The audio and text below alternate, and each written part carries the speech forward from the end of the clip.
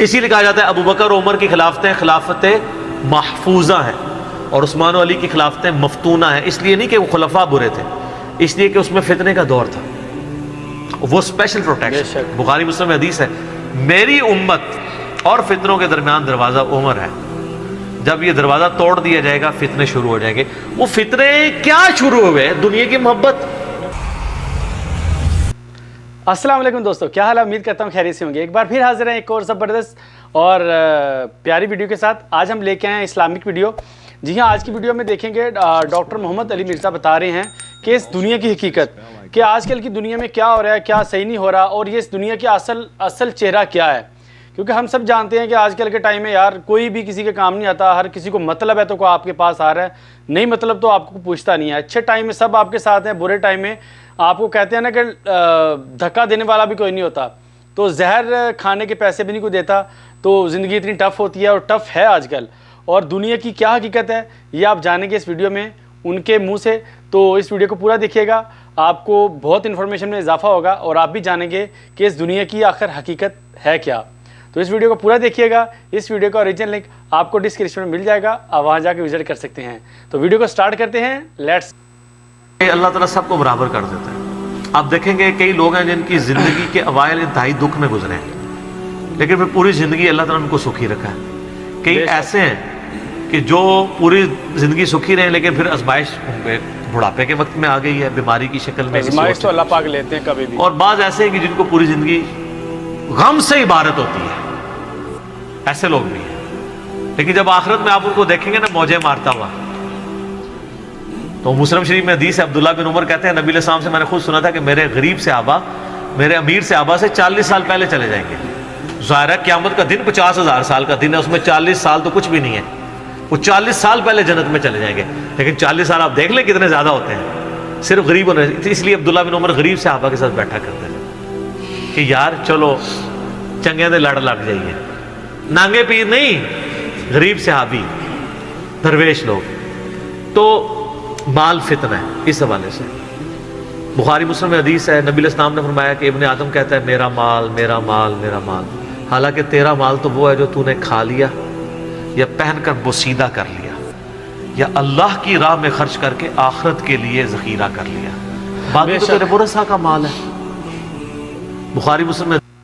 ویسے یہ بات تو صحیح ہے کہ ہمارے پاس تو وہی بچتا ہے نا، مرنے کے بعد ہم چلے جائیں گے. پیچھے جو ہے تو وہ تو دنیا میں رہ جانا ہے. تو وہ جو پیچھے ہیں وہ کیا کریں، وہ ان کی ٹینشن ہے. تو جو بندہ مر کے چلا جاتا ہے اس کے پاس تو وہی ہے جو وہ اعمال کر لیتا ہے، اچھے اعمال کر لیتا ہے. حدیث ہے انسان کے 3 دوست ہیں.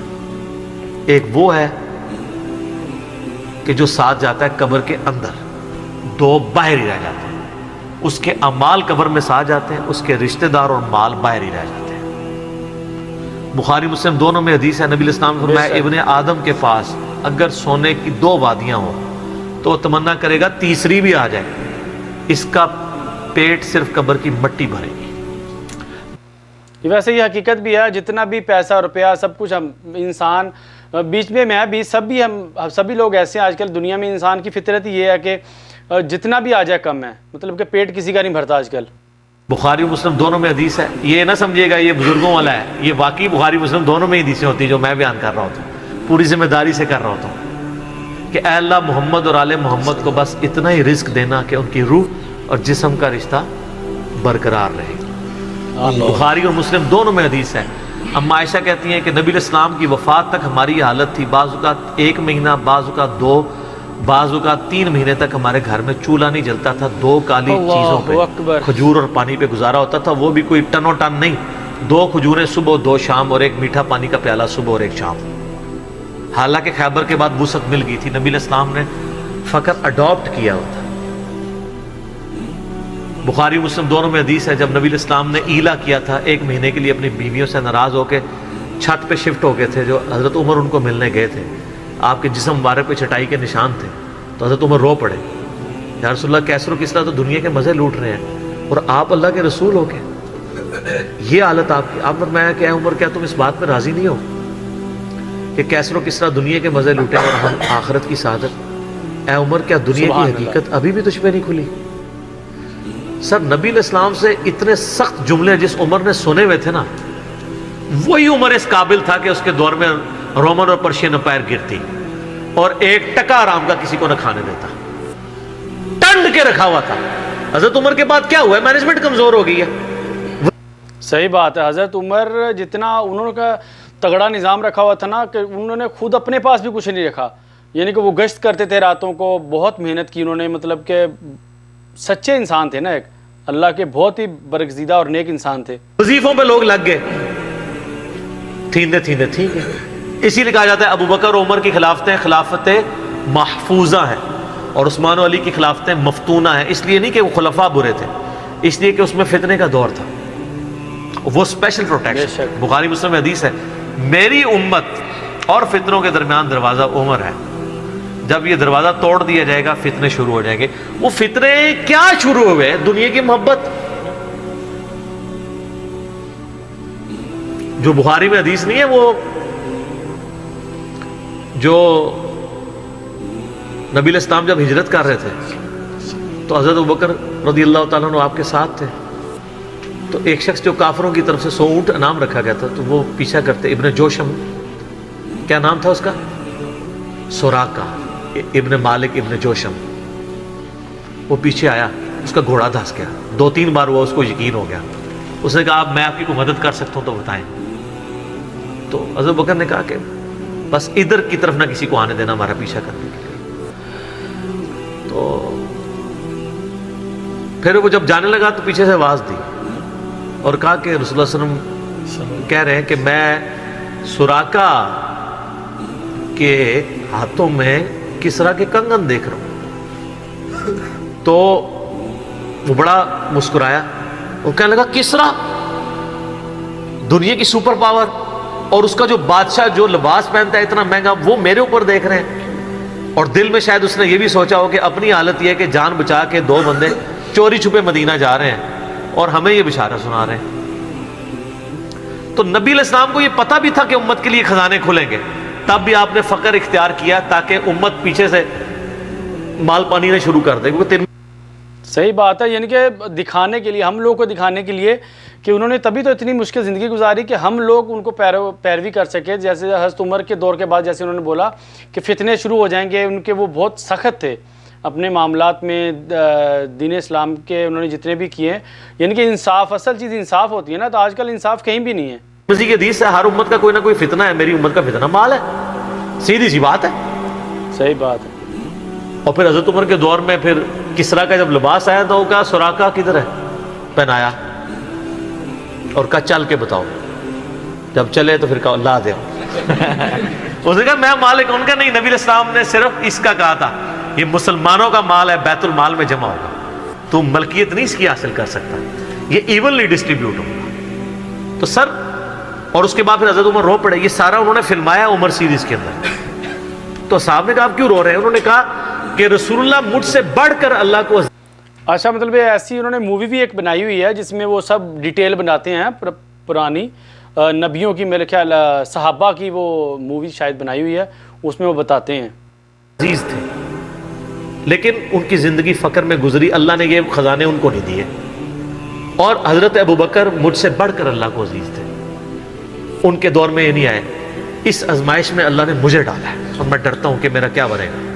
اسی لیے بخاری مسلم میں آتا ہے نا، جب ان کو زخم لگا اور لوگ نا امید ہو گئے تو پھر لوگ آ کے ان کی فائنل زیارت کر رہے تھے، کیونکہ کھاتے پیتے تھے تو وہ میدا کٹا ہوا تھا، نکل جاتا تھا۔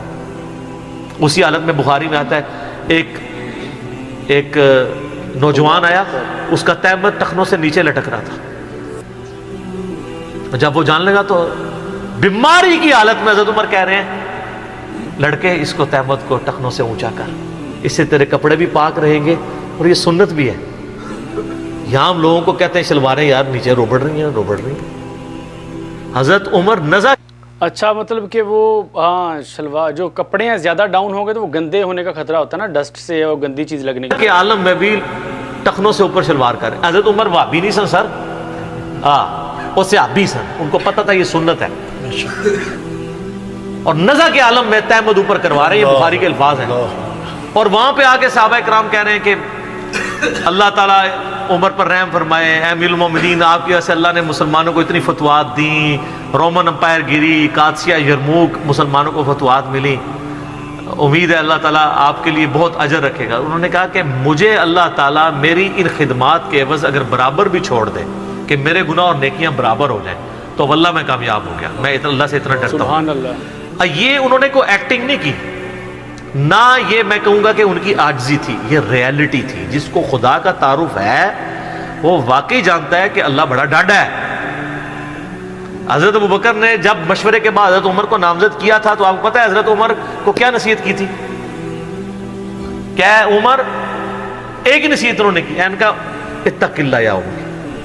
وہ عمر سیز میں فلمایا انہوں نے, اللہ سے ڈرنا, اور جب تو جنتیوں کی طرف دیکھے نا تو دعا کرنا کہ اللہ تجھے اس میں شامل کر دے, اور جب تو دوستیوں کی طرف دیکھنا تو ڈرنا ایسے کہ کہیں تو ان میں شامل نہ ہو.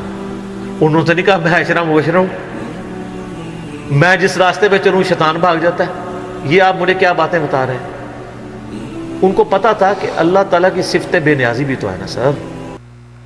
تو جی دوستو کیسی لگی یہ ویڈیو؟ ہاں انہوں نے بتایا, سچ میں بات یہی ہے نا کہ ریالٹی دنیا کی یہی ہے کہ پہلے جب وہ صحابہ کرام تھے, نبی پاک تھے, ان کو دنیا کا لالچ نہیں تھا.